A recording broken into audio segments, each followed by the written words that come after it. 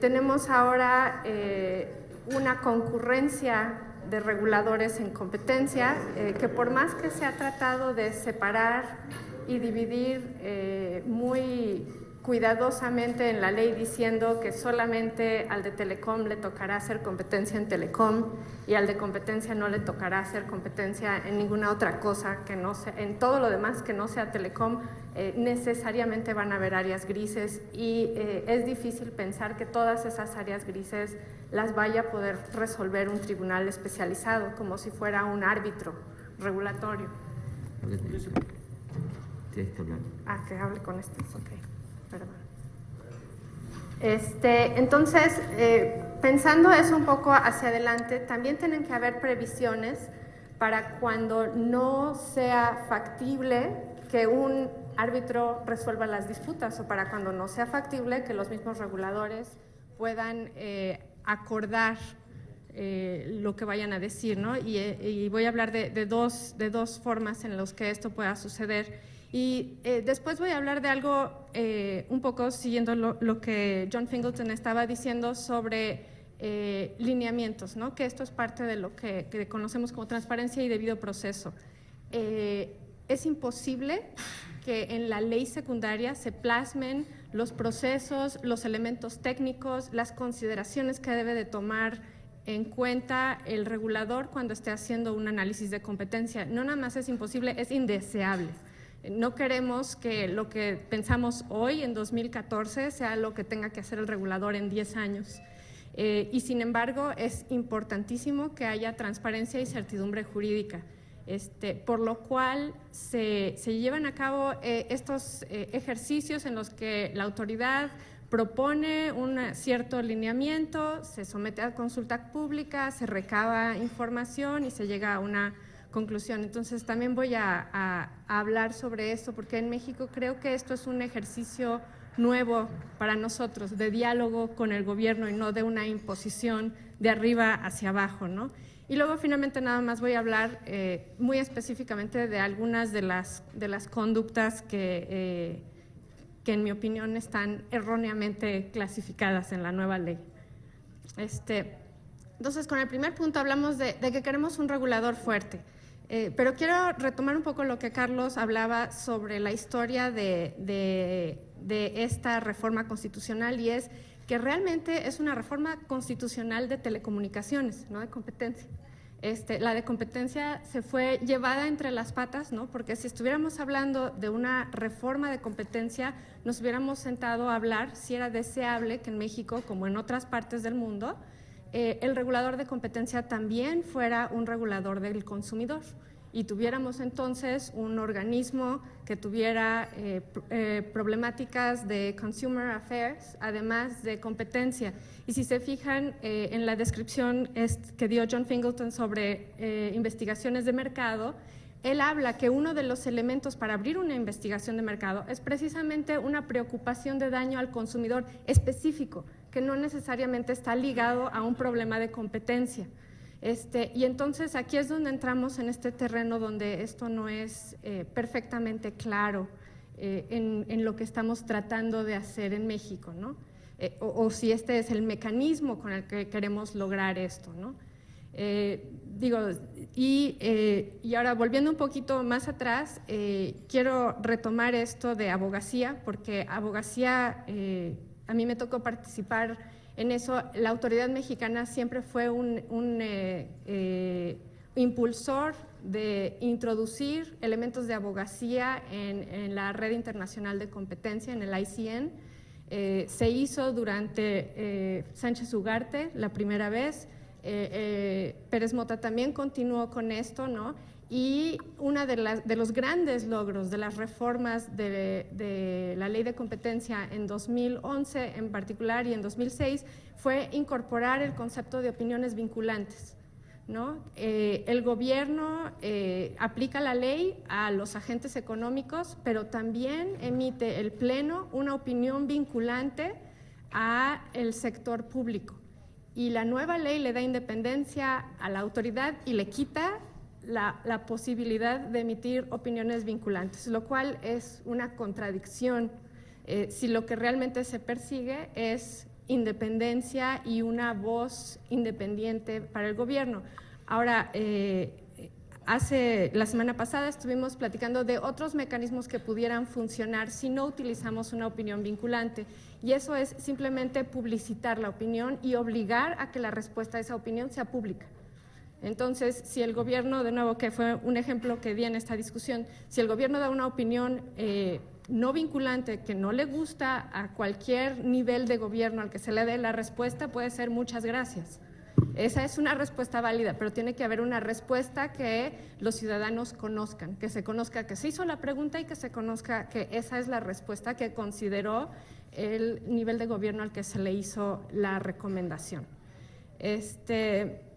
Y de nuevo, otro elemento importante que sí llegó, por ejemplo, a la ley de telecomunicaciones fue incluir un concepto de neutralidad competitiva, de decir que el gobierno iba a competir igual que los agentes económicos. Entonces, si en Telecom eso sí entró, porque en competencia el gobierno no se sujeta a las mismas reglas de sanción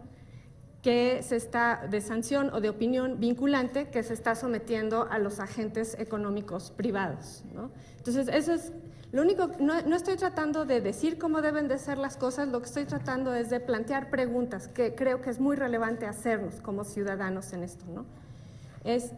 Y luego otro punto que es muy importante, es excelente que tengamos un regulador independiente y que estemos tratando de hacer una mejor ley, pero un regulador independiente y una ley perfecta sin presupuesto equivale a lo contrario, ¿no? Es importantísimo que este regulador tenga fondos y medios para poder utilizar sus recursos de la mejor manera, ¿no? Y tenemos que pensar en mecanismos que no sesguen el actuar del regulador, pero que al mismo tiempo le permita tener la forma de aplicar la ley, ¿no? Cuando yo me fui de la comisión hace 2 años, yo no creo que éramos más de 100 personas aplicando la ley en un país de 120 millones de mexicanos, ¿no? Creo que eso no es factible.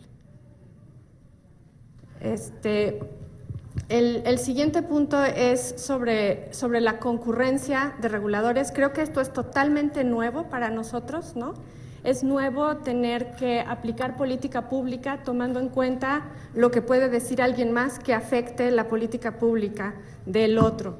En este caso, aunque la ley trata de pintar una línea muy clara entre el regulador de competencia y el de telecomunicaciones, esto no va a ocurrir en energía, en servicios financieros, en salud, en patentes, en N diferente tipo de sectores, y tienen que haber mecanismos en los cuales estos reguladores puedan colaborar y puedan cooperar. También tienen que haber mecanismos en los cuales puedan disentir, pero que este disentimiento sea algo enriquecedor en el sentido de cada quien opina lo que tiene que opinar y esto enriquece lo que estamos diciendo, pero al final hay un principio rector.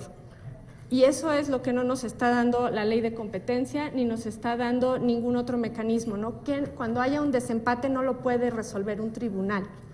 Tiene que haber un mecanismo de política pública que resuelva diferendos. ¿Qué es lo que vamos a favorecer? ¿El crecimiento de la industria energética o la eficiencia económica en energía? Y puede no necesariamente uno ser compatible con el otro en cierto momento, ¿no? Lo mismo con IFETEL. ¿Cómo es que se van a coordinar IFETEL y la COFESE cuando tengan áreas grises, ¿no? Y no hay manera en que una pueda opinar sobre la otra, por ejemplo, para mejorar lo que se está pasando, sobre todo cuando las decisiones de IFT van a sentar un precedente de análisis de competencia porque las está haciendo a través de la ley de competencia. Entonces, ¿qué va a pasar cuando llegue a un tribunal y la COFESE haya decidido concentraciones con ciertos criterios y IFT lo haya hecho con criterios distintos? Entonces, por más que hayamos eliminado el amparo, esto va a ser un problema grande. El intercambio de información es positivo, lleva a innovación, lleva a una coordinación. No necesariamente estoy diciendo que siempre sea positivo, pero tampoco siempre es negativo. Y entonces podemos acabar castigando con cárcel conductas que realmente no debieran de analizarse desde ese punto de vista. Creo que si hay alguna razón para considerar que esto debiera de ser así, debiera de justificarse con mucho cuidado, porque estamos yendo en contra de lo que sucede en otras partes del mundo. Después, en prácticas monopólicas relativas, estamos considerando dos nuevas prácticas. Una de ellas es estrechamiento de márgenes y la otra es insumos esenciales. Desde mi óptica no era necesaria la de estrechamiento de márgenes, pero porque se podía sancionar con lo que teníamos, pero si la queremos incluir está bien. Lo que a mí me llama la atención es que todavía tengamos esta idea de que tenemos cadenas productivas en 3 pasos, ¿no? Producción, distribución, consumidor final. Y si la cadena productiva es más compleja, solamente se puede sancionar el estrechamiento de márgenes en la última parte. Todas las otras no son sujetas de ley, ¿no? Creo que, de nuevo, hay que pensar con más cuidado qué es lo que queremos hacer. Y luego, respecto a insumos esenciales. Insumos esenciales tiene una relación muy estrecha con lo que la ley considera que son barreras a la competencia, y en ese sentido son sujetas de este tipo de investigaciones de mercado, y al mismo tiempo la ley también lo está convirtiendo en una práctica relativa, en una conducta unilateral. Entonces lo estamos sancionando de nuevo también 2 veces, desde 2 ópticas distintas, desde una óptica estructural y además una óptica de conducta. Y en el caso de conducta, si con una lectura cuidadosa de la ley, la negativa de trato, lo que está castigando es negar a un insumo necesario, porque si no, una negativa de trato no tendría un efecto de desplazamiento sobre otros agentes.